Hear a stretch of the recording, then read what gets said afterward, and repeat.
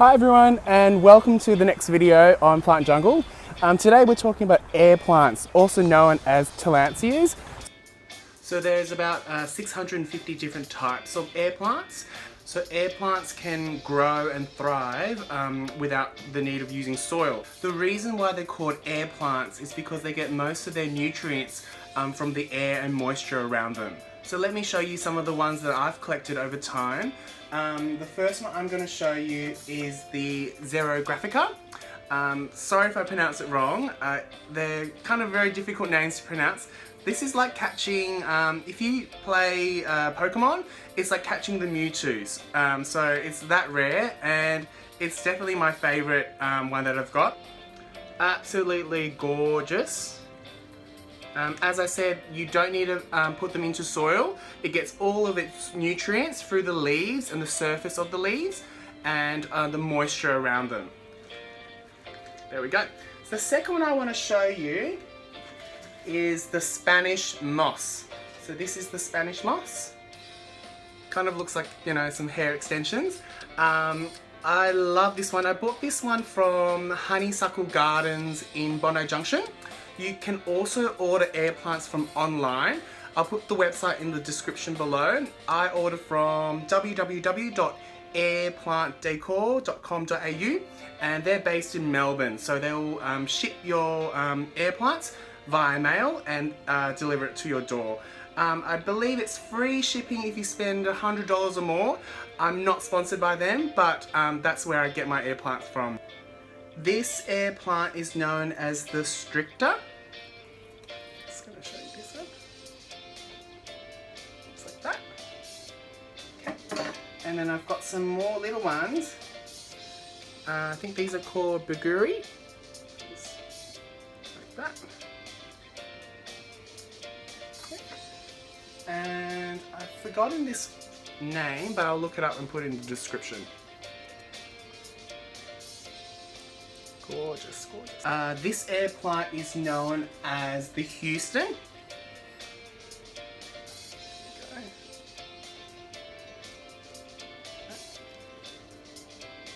And I just keep them in this kind of glass fish bowl. And the last one, my all-time favourite. I did say the Xerographica was my favourite, but I've got two favourites.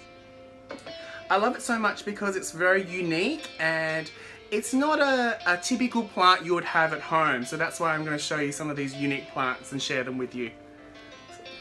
If you can see, I'm not sure if you can see in the camera, but if you look really closely, it's got these little really fine hair follicles on the surface.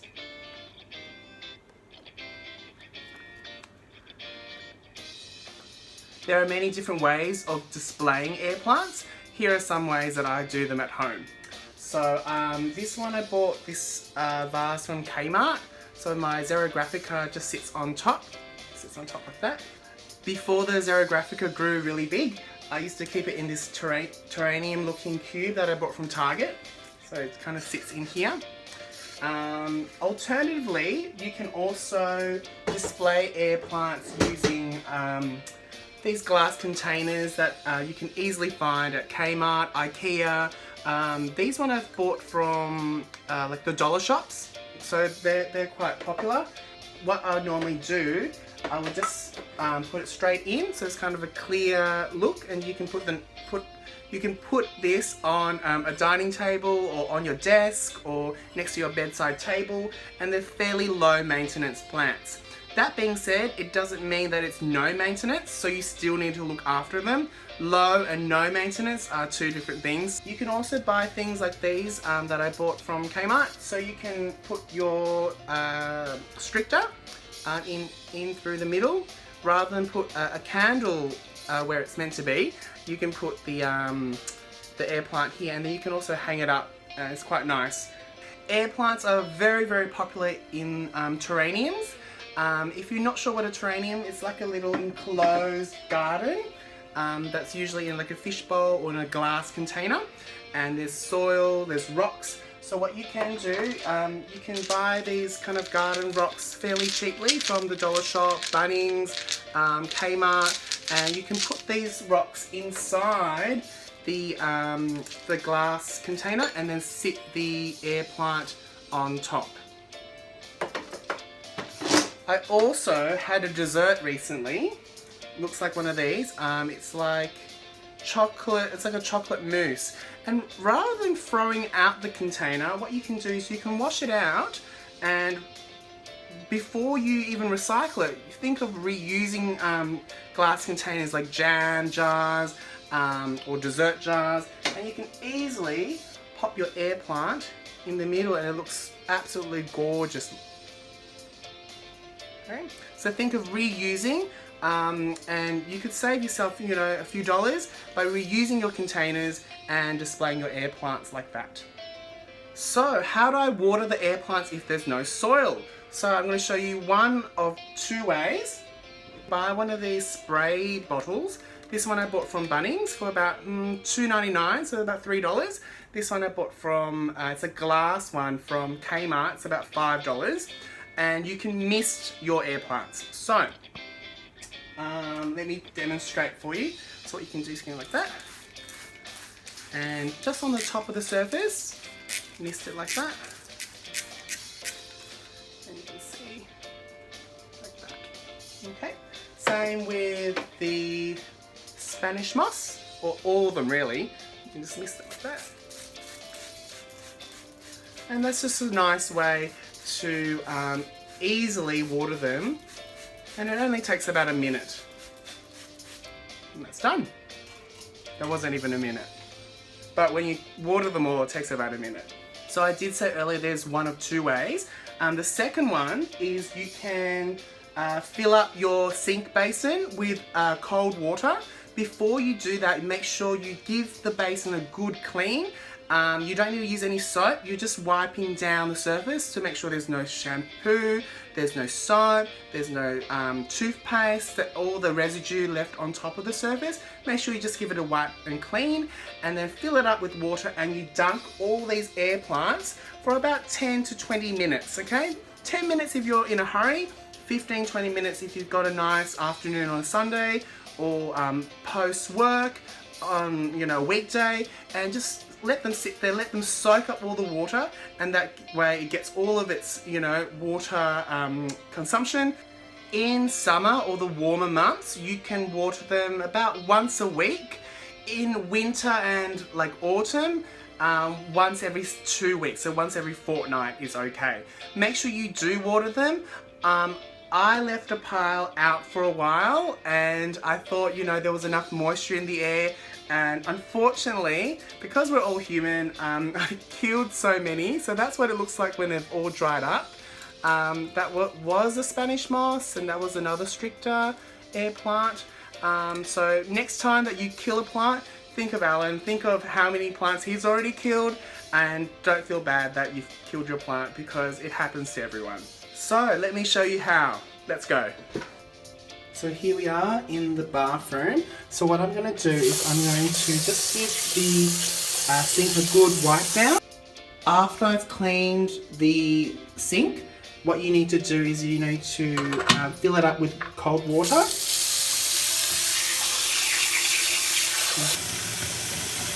So once your sink is full of water, you turn off the tap, and then you slowly drop the air plants, the Tillandsias, in one at a time, like that.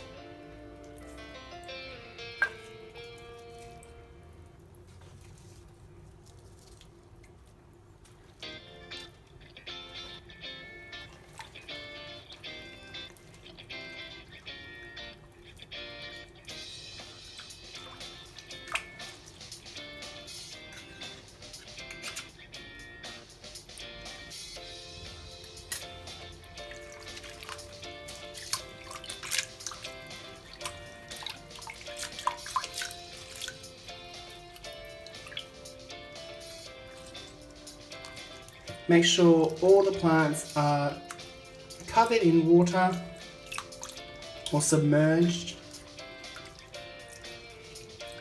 And there we go. You can leave that for about 10 minutes if you're in a hurry, or about 20 minutes if you've got more time. Okay, and then we'll come back to that. So So after 20 minutes you can take them out of the sink, and I just use like a lunchbox container. You can also use a tray, and just to drain all the plants, make sure there's no water left on top. So let me show you. So you can just shake, make sure you give it a good shake, turn it upside down. You don't want any water sitting, you don't want like lots and lots of water sitting in the middle of the plant, because you'll cause the plant to rot. So make sure you give it a good shake. A little bit is okay, and then you just sit it upside down like that. So let me show you. This one, there's a lot of nooks and crannies inside. So what you need to do is you need to shake all the water out as much as you can. Okay, like that. Okay, make sure there's no water inside the crevices. And like that, shake, shake, shake. And then just sit it like that. Okay. The Spanish moss, you can just leave it hanging and to allow it to air dry and drip. So that one's okay. The Xerographica, you definitely need to, because this one's so expensive, you need to shake all the water out very well and sit it upside down on a paper towel to dry, or sitting on a tray. And then after overnight, you can flip it back the right way up. So once you've drained all the water out, you can put your air plants on a tray or the lunchbox container. Make sure they're upside down to drain. You don't want to sit it the right side up, because all the water is still inside the crevices of the plant, and that will cause it to rot. This Xerographica costed me about $90, so you definitely don't want to spoil your plants. Okay, same with this. All of them, they should be upside down. And this one's called the Pruinosa. Pruinosa. Sorry about my pronunciation. I'll put all the names of the air plants and the Tillandsias in the description below, so you can refer to them there. Alternatively, you can put them on top of some paper towels, but you can save some paper towels and just put them on a tray. I bought this tray from IKEA. It's like a breakfast serving tray, but you can use any tray, or you can even use a plate or like a takeaway container. Just sit the plant upside down to drain, and once it's nice and dry, you can flip it the right way up and put it back in its original container. Hi, just a side note, it's raining a lot in Sydney at the moment, so it's a good opportunity to take some of your indoor plants and put them outside to give them a good clean, give them a good wash, so that they can breathe and purify the air in your home. Thanks for watching, and if you like what you see, make sure you give the video a thumbs up and leave me a comment below if you have any questions regarding what we discussed today, and I hope to see you next time on Plantjungle. Bye for now.